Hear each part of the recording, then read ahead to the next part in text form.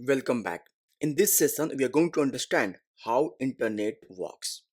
But before that, let's understand why do we need internet. Let me tell you a personal story. I born in 1990s and I belong from joint family. My father is two brother. My uncle used to work around 700 kilometers away from my hometown. I have seen in my childhood, my father used to write a letter and post it. When my uncle get time, then again he write the letter, he used to post it back. Then all together, this process takes 2 months when my father get the reply back. Now what we see here, two person trying to communicate, trying to send the message, and this is taking 2 months. Now imagine if there is emergency in the family and my father need to send any instant message. Is there any better option? Yes, there was. There was the train. But this is not like today's high speed train. This used to take around 36 hours. So my father can go with this train and deliver the message and come back. Now if you see altogether, this will take maybe 5 days to 7 days. Now what is problem here? This is more expensive. Now, is there any better way? No, there was no better way.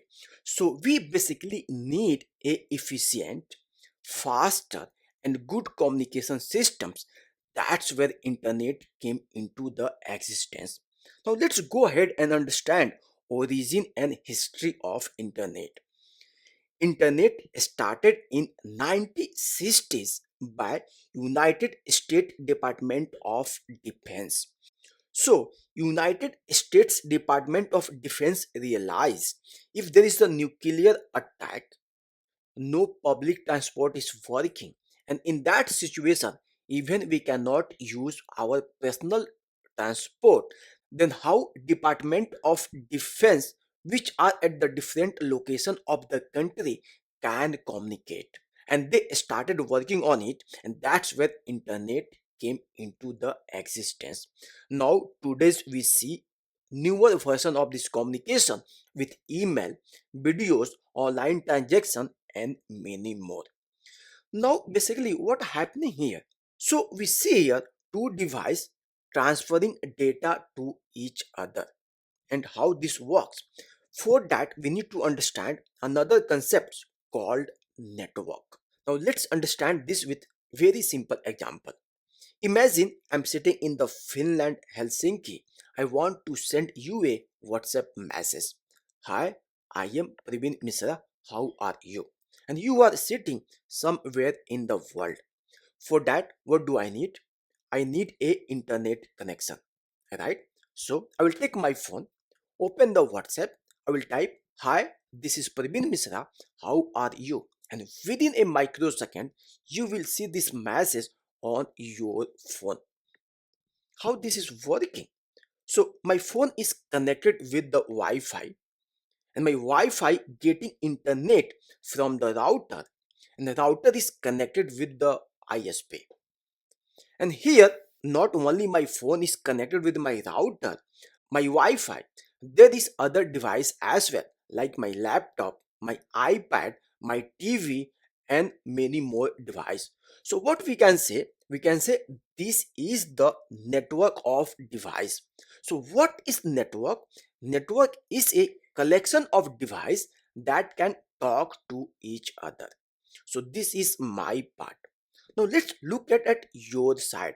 So maybe you are using the mobile data and you are connected with your ISP providers. So this is your network.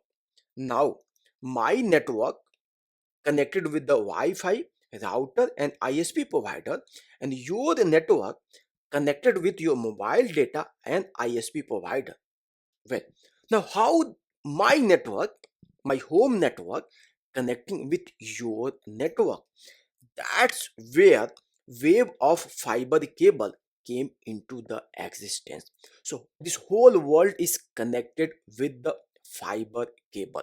So here I am sitting in the Helsinki, Finland, And if you are able to get my message anywhere in the world, it means this message passing through these cables and at the end is connecting with your home network.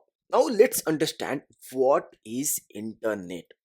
Internet is network of networks. And you know this very well, right? So when I'm sending a message, you are receiving the message that there is the internet, right? And internet, different networks are connected to each other. Well, now what happening? We are transferring the data. In this case, hi, I am Prabin Misra. Now, how this data from one person device to get delivered and transferred to the other person device. So there is some mechanism. Let's understand that. Now you may be thinking, Praveen, as a DevOps engineer, why do I need to understand that? Well, please try to understand this. As a DevOps engineer, you are going to help developer to deploy their application on some device. In technical term, we call it as a server, right? And at the other end, a person going to access that application, and in between there is the two networks, right? And these two networks are connected with the internet. That's why it's important for you to understand how data from one device getting transferred to the different device. So if xyz reason, if other person not able to access the application, then you need to find the reason, you need to debug it. So you need to understand how this internet works. That's why this concept is important for you. Well, now let's go back to our topic and see when we are transferring this data. Hi, I am Prabin Misra from my WhatsApp phone to your WhatsApp phone. How this data is getting delivered. So what happened when I'm sending this data? Then this data get splitted into the small packet. Yes, this is right. So when I'm sending this message, hi, I am Prabin Misra, then this whole message not going together to you. This used to split into the two part or maybe many parts, we don't know. Then router basically decide how this data will be transferred. For time being, let's imagine this data is getting splitted into the two part. So router will decide the first part. Let's say hi, this will go from this path to your device, and the I am Praveen Misra, this will take this another path to reach to your device. And once both data will reach to your device, then this is get assembled, and then you can read the whole message. Now this whole process of data splitting and sending this data with a different path and data getting reassembled, this is called packet switching. Yes, this is very important concept you need to understand. I hope it's making sense to you. If you have any questions, please go ahead and write in the Q&A section, and I would like to answer your question. So, to summarize, when I'm sending any message to you, any data to you, then this data used to get splitted. Take the different path. Then once data reach to your device, it get reassembled, and this whole process is called packet switching. Now, as we know, data from my device going to data at your device, right? So when data is transferring from one device to another device, there is some rule. Well, now let me explain with again very simple example. So when you go from one destination to another destination, whether you are using your car or maybe public transport, so there is some rules, right? Rules of road. Or maybe if you are taking a flight, airways, then again those also follow some rules. Whenever anything moving from one location to another location, and this is not exception for the data. So data has also follow some rules, and this rules is called rules of data transfer, and in technical term we call it as a protocol. Yes, do remember again, this is very important. So when a data from one person device getting transferred to another person device, or maybe from one device to another device, it has to follow some rules, and this rules is called protocol. Well, there are different protocol. Let's understand them one by one. So first protocol is internet protocol, and this is called IP. And these protocols takes care of handling addressing and routing. Well, before we understand that, let's go back to our initial example. So here, let's imagine I'm sending you a letter. So when I'm sending you a letter, then here this letter or postcard need to has the unique address of you, right? Otherwise, this will not get delivered to you. So I need to know your name, your flat number, street number, state, country, and maybe your phone number. And same time, I also need to write the from here, right? So if XYZ reason, this letter not get delivered to you, so it will return back to me. So here we need a unique address to deliver this message, right? Now this is not exception when we are sending data from one device or maybe one person device to another person device. So this communication also needs a unique address. So what is address of the device? This is called IP address, and this is looks like this. Yes, each and every device which is connected on the internet, it has unique address, and this address is called IP address, and this is look like this. So when data get transferred from one device to another device, then it need the address. It's also need to know the path, and this is taken care by internet protocol. This is called IP. So when any person sending data to another person, I mean one device sending data to another device, so we need to know the unique address, right? And this is IP address. And again, which path data will be transferred, this is taken care by the internet protocol. Now there's one problem. So when we are sending the data, we know data is getting splitted into the small part.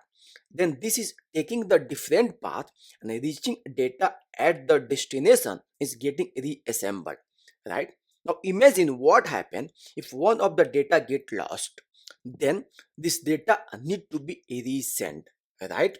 That's where another protocol, transmission control protocol, TCP, came into the existence.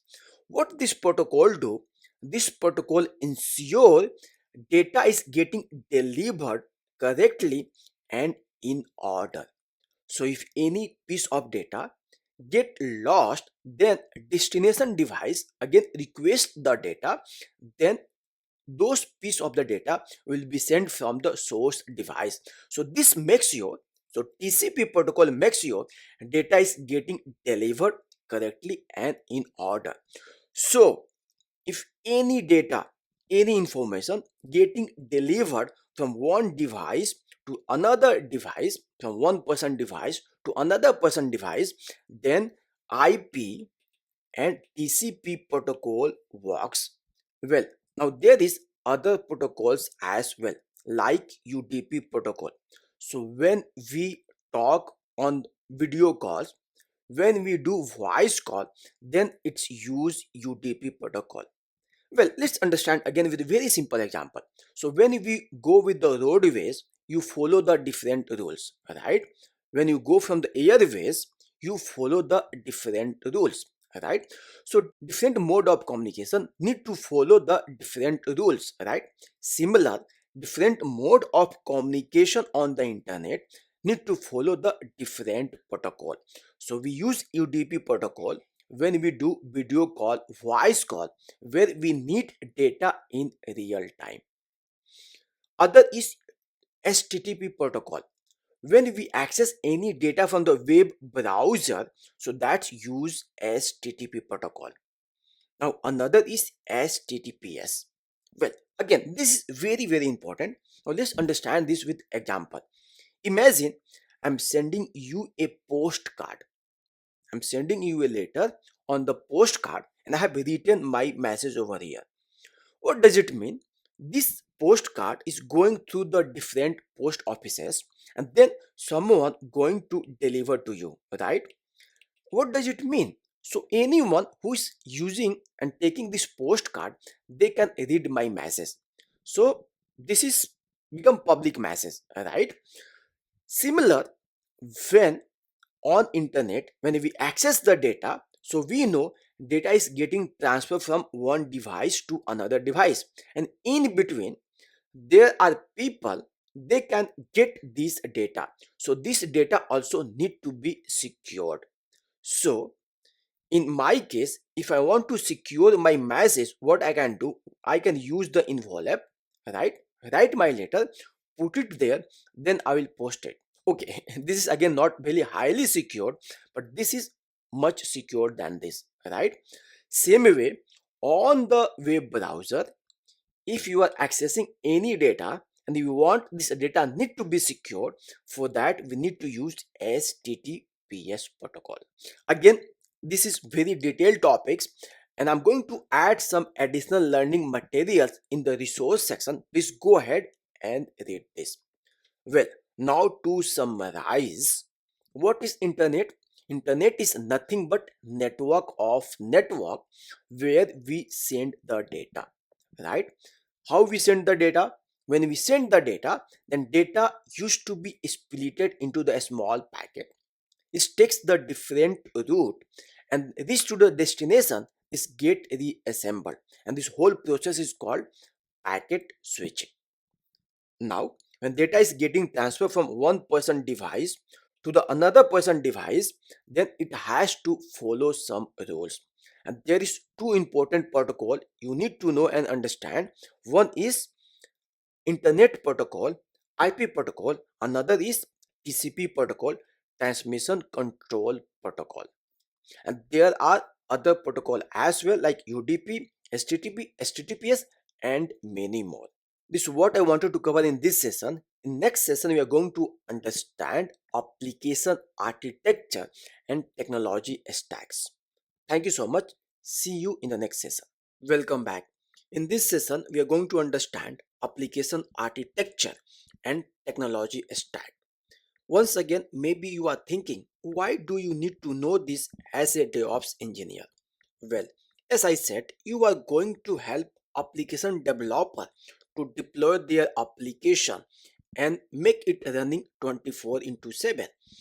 For that reason, you really need to understand what is and what are different type of application architecture, and when any developer building and developing any application, what are the different technology stack they are using.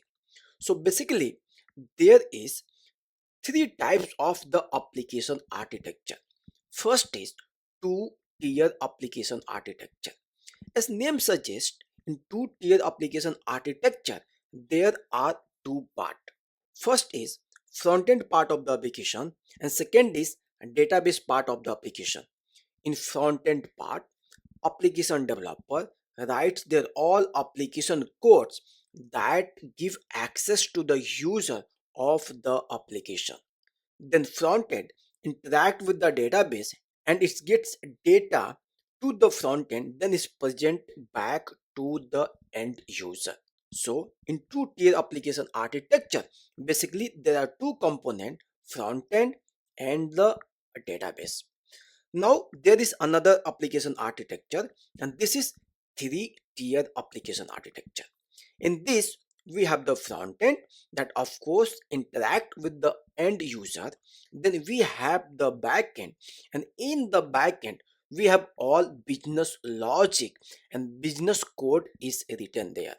Then backend interact with the database. So you see here developer try to make their application more modular. And again, for this different part and component of the application, they used different technology. I'm going to talk in a moment.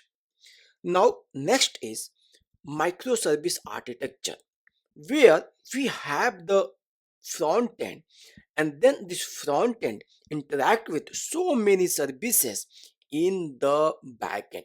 So if you take an example of the e-commerce application, then we have the front end where as a user we interact. Then this front end interact with different application module like user management, inventory management, order, maybe payment or cart. And again, all this internal component interact with the database, and there could be multiple database as well. So as a DevOps engineer, you have to aware of this architecture, because at the end you're going to deploy this application on the cloud servers. Now, to give you idea of all these different types of application, I have 4 application that we are going to use throughout this course. Book reviews app, this is 3 tier application architecture. So we have the presentation layer where we have the web servers, then we have the business tier where we have the application server, then we have the database, and this application we are going to deploy in our course. Then we have another application, this is React application, and this is 2 tier application architecture, and again we are going to use this application as well. Then we have the mini finance, and this application is the static application. This looks something like this. So again we are going to use this application and deploying in the cloud servers. Then we have the monolith application, epic books, and this application again will be using and deploying throughout our course. Now if you see, all this application has developed in different technology. So let's go back to the slide. And here, when any application developer develop any application, for the different layer of the application, they use different technologies and tool. So for front-end application, you see they can use Next.js, maybe CSS for the styling, then Axios for the API request, and React API content for the global state management. So this is something you not need to know in the detail, but you should be aware of what different programming language, different tool application developer has used to develop the application. Why all those points you know later when we start deploying this application in the clouds. Then you need to configure and install all these software to make application running. Then again, how to install these softwares, configure this software, all these steps will be given by the developers. So let me show you the example. If you go here for this application, you see here is all steps given for this application deployment. Similar, you go for the epic box, and here let me go here, and here we have the scroll down, here we have the installation and configuration step. Again, this is given by the developer, so you don't have to do anything here, but you need to understand these different tools and technology, so it will help you when you are going to configure the application. Similar, backend also get developed in different programming language. Here you see Node.js and the Express.js. So again, this is used for the API development. So when frontend calling to the backend, so it's doing the API call. So here all this API management is written in this language. Then this backend connecting with the database, right? Then again we need a client from the backend that's going to interact with our database. For that there is a MySQL and SQLizer, and again different tools you see is used inside this application. So again, this is something you should be aware of, and when any developer giving you any application for you to deploy, then you should ask what are your technology stack for this application, and also ask in terms of the different layers of the application. So what tool they use for the front end, back end, and the database. And most of the developer already going to give you. If not, you should go and ask with them. Now this technology stack, what you see, this technology stack is for this application, book reviews apps. And this application, as I said, this is three-tier application architecture, and this application currently deployed in one of the cloud server. And this is something you can see from here. So in this application, we have the interface where user can go and give the review of the book. You see here we have the three books, and here we can go and give the review. But to give the review, user need to register first, and once they register, and they need to log in, and once they log in, then they can go and give the review of these books. Then they will see the option. Currently they don't see the option because I am not logged in. So this is the application.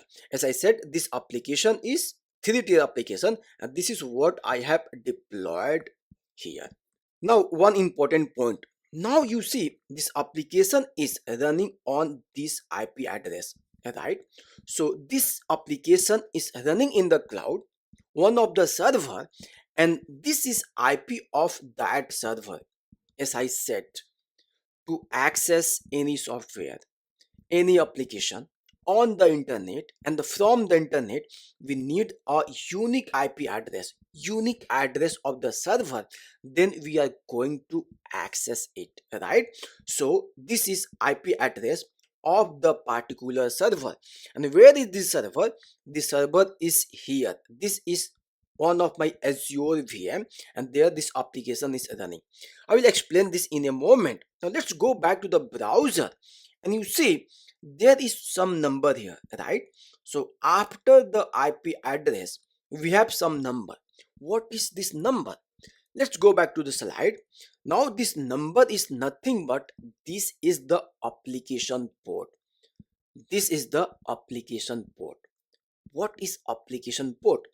Application port is entry point of the application. Yes, again, this is very important for you, and you need to understand which application and which component of application running on which port.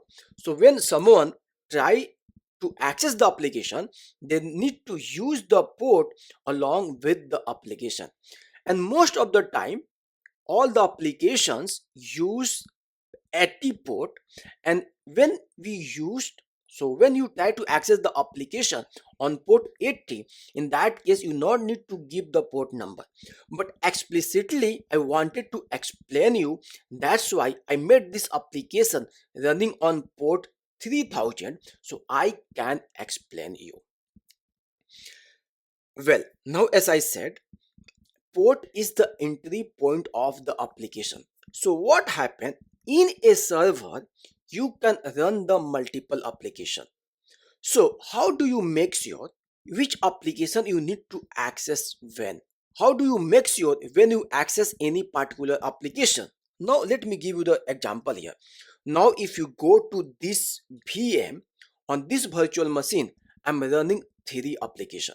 So one application running on the port 3000, another is running on port 3001, and database is running on port 3306. So here each of this application we can access from internet using the port number. But point is that this all application running on single VM, and it has unique IP address.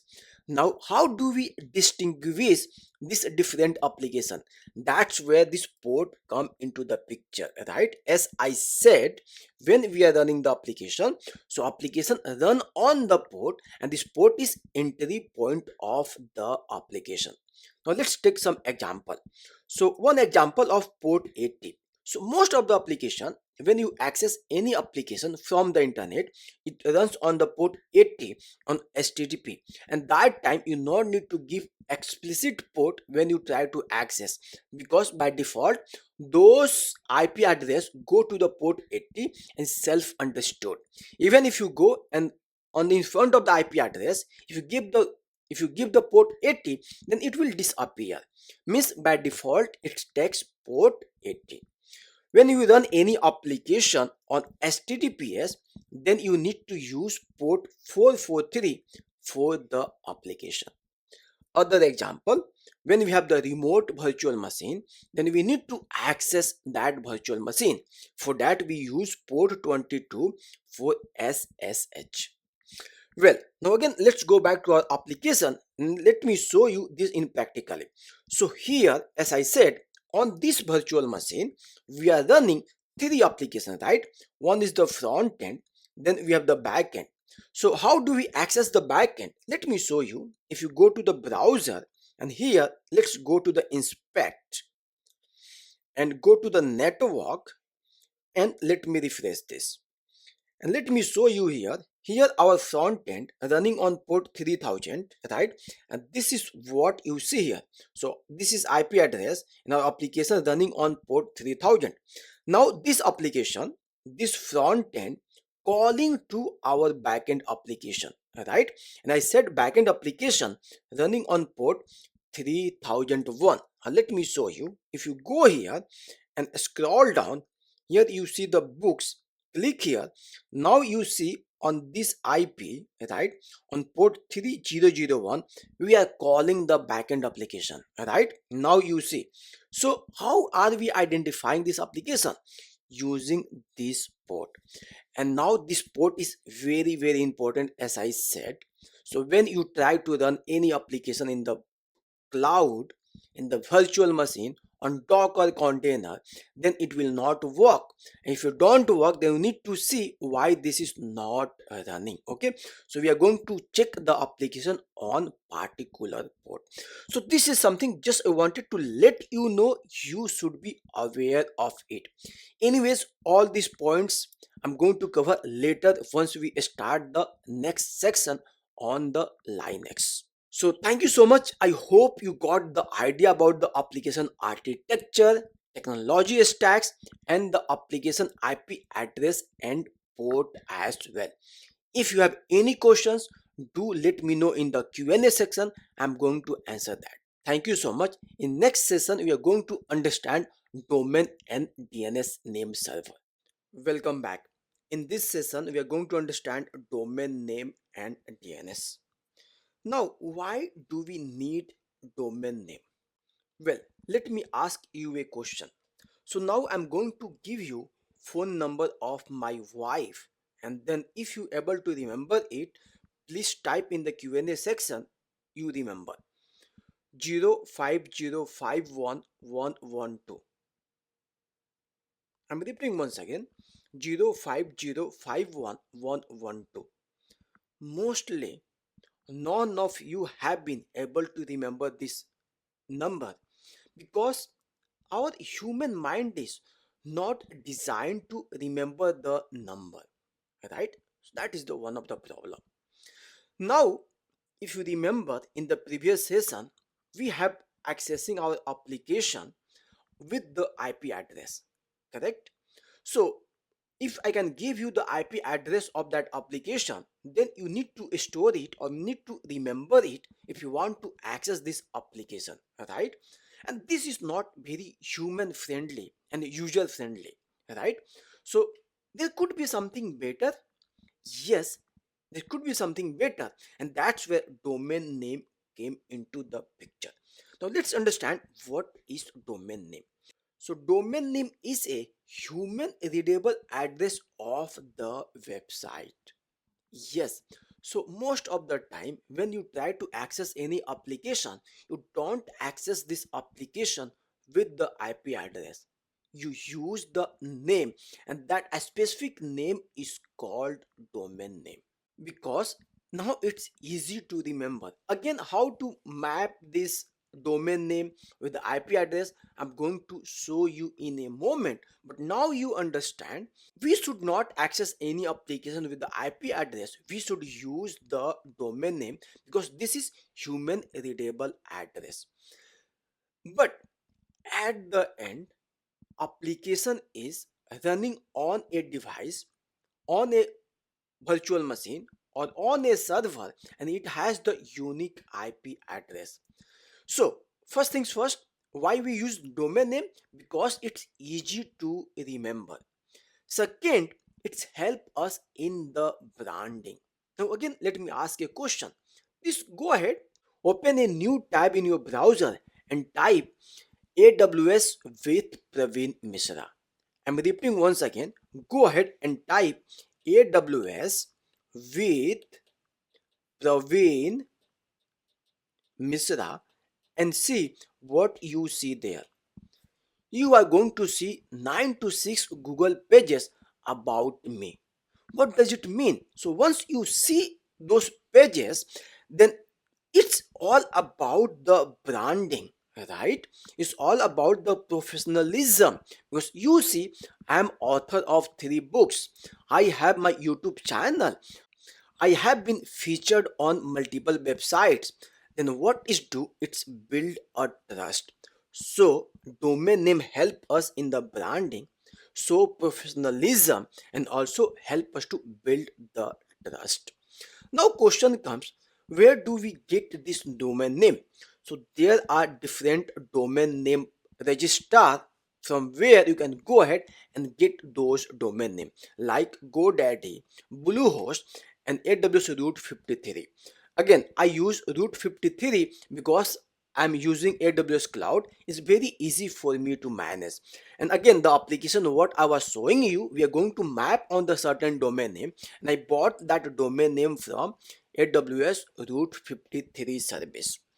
Now, question comes, well, now we have the domain name, and from this domain name, we are going to access the application, right? And we know application is running on certain IP address. But how exactly, when we type any domain name in a browser, we get the application? So there is another concept called domain name system. Now, once again, let me ask you a question. So if I ask, hey, do you remember phone number of your best friend of your 10th standard? Maybe not. And I'm sure 99.9% of people watching this video, they will say no, I don't remember. Now I will ask, okay, go ahead and find his phone number. What you do?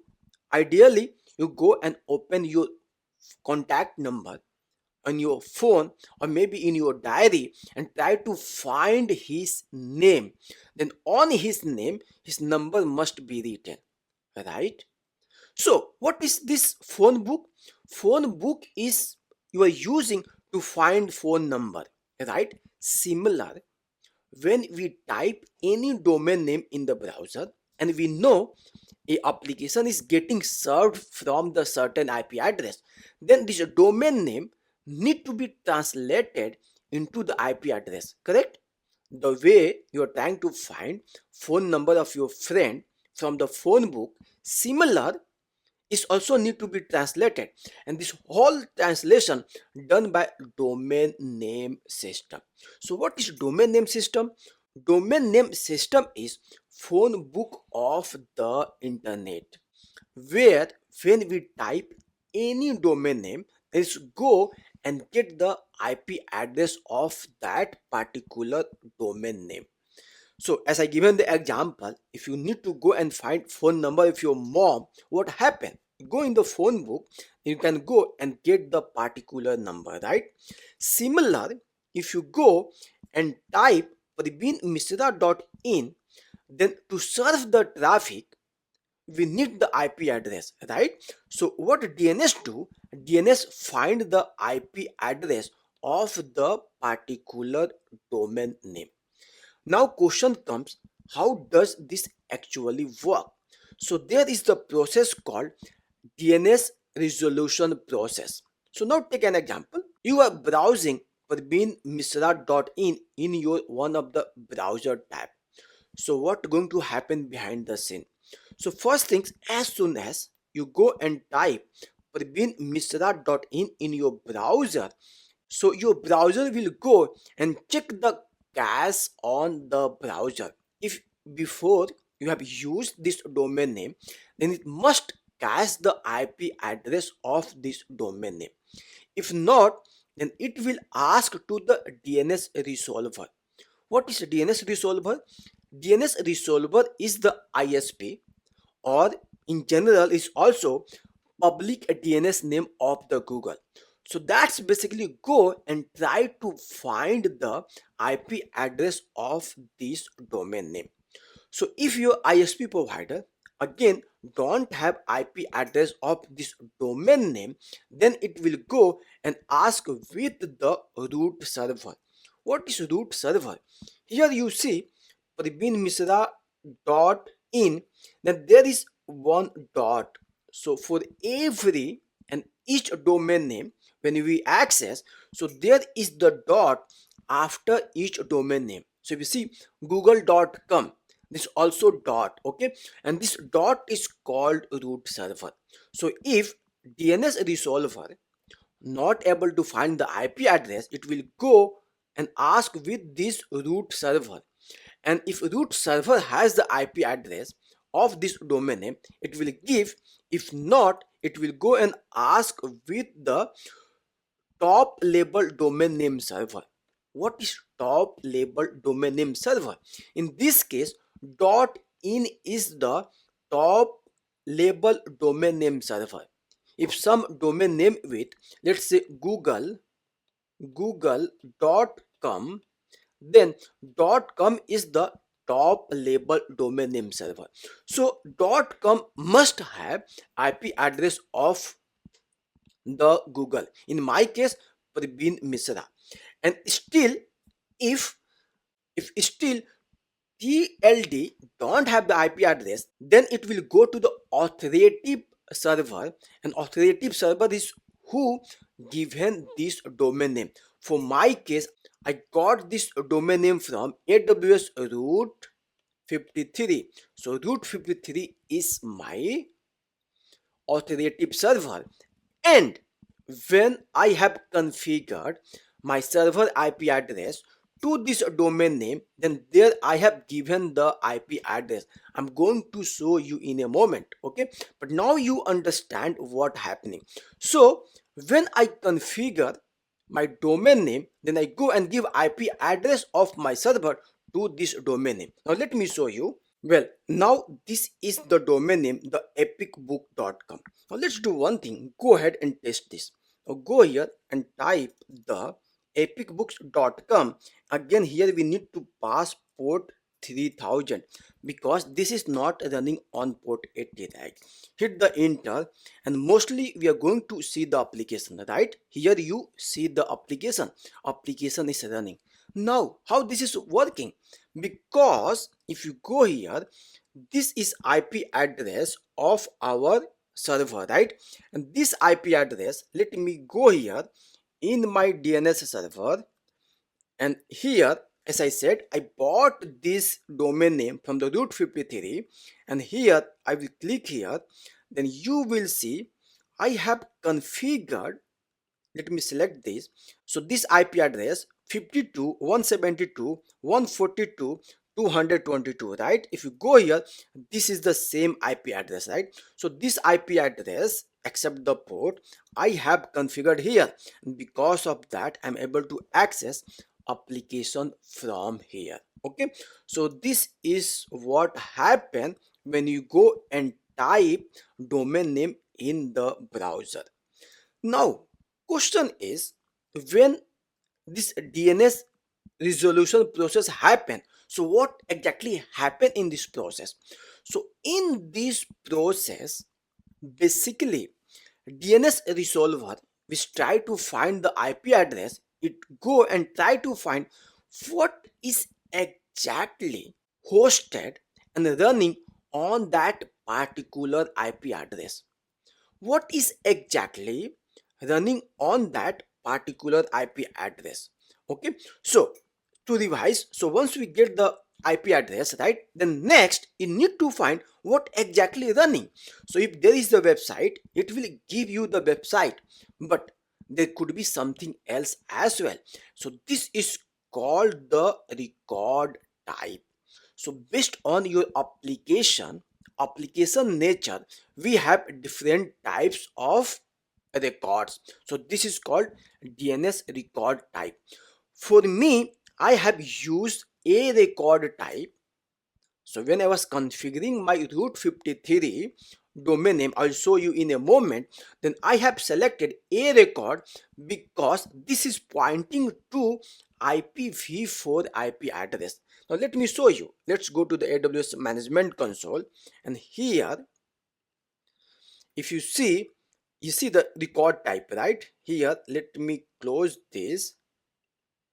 Here you see this is the type is a, right? This is a record type. Why? Because I'm using IPv4 IP address. We can also use IPv6. In that case we need to use 4 times a records. On this IP address we can also run different applications, right? And it could be on this domain name we want to redirect to some other server, right? For that case we need to use the CNAME. For that we create the alias. We could have also the email server, right? For that we can use mx record. And if you want to validate the server, for that we use the text record. So here what I'm trying to tell you, as a DevOps engineer you should know how exactly application works, right? Because when you are running the application, at the end of the day this application need to be accessed from the domain name. And even if your application is running well from the IP address, is not working from the domain name, then you need to debug it. And that's where you need to understand this records type. Don't worry, all those things we are going to cover in the Linux section, in next section. Okay, when we will deploy the application, then we try to debug it. So that's pretty much I wanted to cover in this section, so you understand. When we have the running application in the previous session, now we want to access it, we need the domain name. Once we need the domain name, then there is something also happening behind the scene, that is called DNS name servers, and there is DNS records type. Thank you so much. In next section we are going to understand Visual Studio Code. So I'm going to give you some overview of Visual Studio Code, as we are going to use a lot that in our discourse. Thank you so much. See you in the next session. Welcome back. In this session we are going to install and configure Visual Studio Code editor. Yes, so this is one of the prerequisite of this course, as we are going to write a lot of automation, script, and also going to develop some code. So we need a editor, and I'm going to use Visual Studio only throughout this course. So I will highly recommend to install this, because when we go ahead in these trainings we are going to use this editor to integrate with different tools. So if you are following me, so this editor has to has on your system. So it's very simple. Go on the Google and type Visual Studio Code download and open this first link where you see this download. Click here. Now you see 3 options to download. You can download for your Windows machine, Linux, or Mac OS based on your operating system you are using. So click here. Then it's very simple steps. You have to click next, next, next, and you will be able to install it. So I have already installed it. So let me open the Visual Studio Code on my system. So once you install and open it, this will looks like this. And here you see I have already couple of plugins, but don't worry, when we will use it I'm going to tell you how to install this. But most important things here, you see This is the place to open your existing project. So click here, open existing project. You can also do it from here, or if you want to create new file, you can create from here. Then you have the search option to search any files folder. Is if you have, then you can integrate with different tools like source control. If you need to install any extension, then you're going to install from here. Don't worry, I will tell you once we will proceed with the training. Then second important things, if you go on the settings, you see the theme may be here. From your preference, you can go ahead and change the color of this editor, right? So currently I'm using light modern color. You can go ahead and make it dark. So again, based on your preference, you can do it. Now, good thing is about this Visual Studio editor, it comes with so many plugins. So it give you access of different tools, different platforms, and easy integration. That's why I'm recommending use Visual Studio.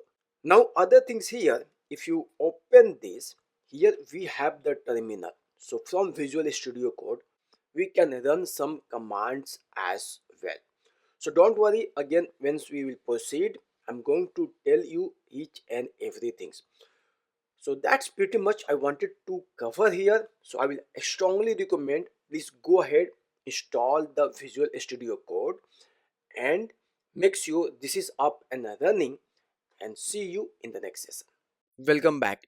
In this section, we are going to understand how to use ChatGPT to get most out of this course. And we are going to understand this practically.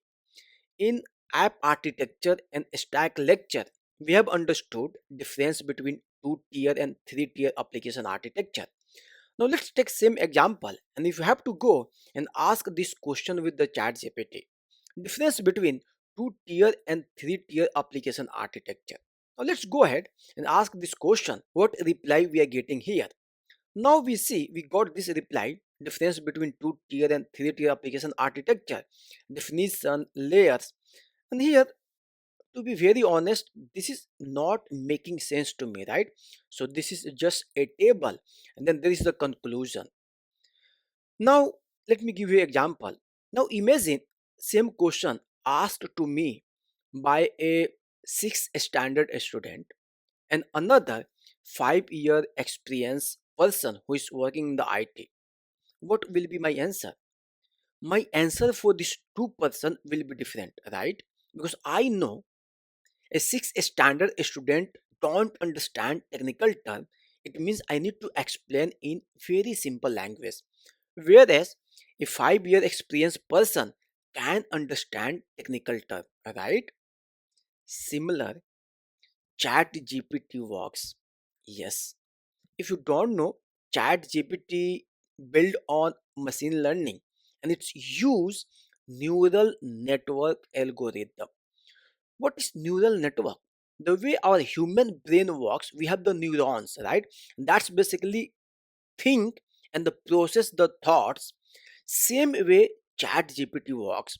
So there is the brain, like our brain, the way it's process the data, then it give the answer. It means it behave like a human. So it's very very important for you to let ChatGPT know who you are and what kind of answer you are expecting. Please try to understand, this is very very important. So same way, if you let ChatGPT know this answer you are expecting for the 6th standard student or 5-year experienced person is going to give the different answer. Now let's understand this from the practically. So if I need to ask same question, what I will do, if I'm starting this course, I will write this prompt. So see what I'm saying here. Hey, I am currently learning DevOps and I enrolled for a Udemy course that I plan to follow. To be honest, I don't know about DevOps yet. I'm telling ChatGPT I don't know about the DevOps. So I need your help time to time while I'm going through this course. So when I ask question, please try to explain things in very simple language and most importantly with example. So I am telling I don't know. I need to understand in the simple language. So I'm setting up the expectation. Now let's go ahead here and ask the same question. Now help me to understand what is difference between two tier and three tier application architecture. Now press the enter here and say, well, now you see the tone, right? This completely got changed. He's saying, hey, sounds good. Okay, now let me explain you, right? So think application tier like a restaurant where food data is presented and served to the customer as a user. Two-tier architecture, direct communication, right? So you see how well this is written. You see this answer is just the content is given to you. Now this is up to you to understand, but here it's knows, right? You don't know anything about the DevOps, correct? Now this is explaining in a very simple language, right? Even it's given a analogy, a example, right? So you see it's become very simple. I'm not going to read it here, but now you can see what I mean. So one thing is very important. When you are interacting with the ChatGPT, please set the expectation and ask the right question.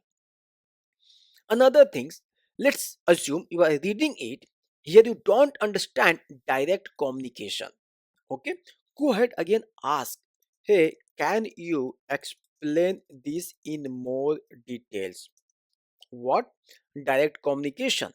And now let's wait for the answer. You see, of course, let's break it down. What is direct communication is two-tier architecture, right? Here you see, again is explaining me. Again, read it. If not able to understand, go ahead, again ask the follow-up question.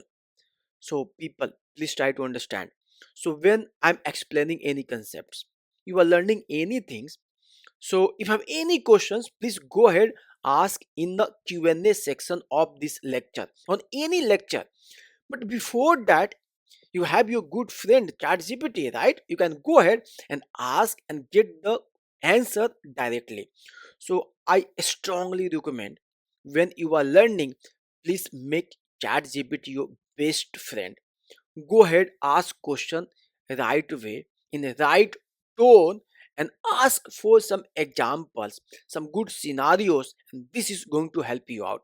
And still, if you have any confusion, any questions, do let me know in the Q&A sections, and any of my team member going to help you out. Now, as you know, here we are going to do 4 projects, and you are going to stuck here and there. Because of that, in next section I have talked about how to troubleshoot like pro. See, that video I took from my one of the another course. There I'm explaining how to troubleshoot a big application. See, actually I wanted to give you a idea and sense when you are working on a project and the big project, how to troubleshoot. And you know, in this course we have the 4 project you're going to work and solve, right? And now when then you are going to stuck and you need a help, so I wanted to explain you in more practical way, so you also know how to troubleshoot a application. Because of that, I brought that videos in this course, so please don't think otherwise. Only my purpose is to give you an idea when you are working on a bigger project, then how to troubleshoot. So please go ahead and watch that. And after that, I have another notes where I have explained, if you stuck somewhere, if you need to ask any question, how to ask question, so we can understood, then we can help you most possible manner.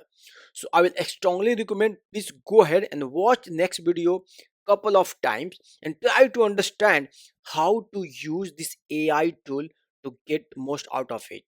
Thank you so much. See you in next lecture.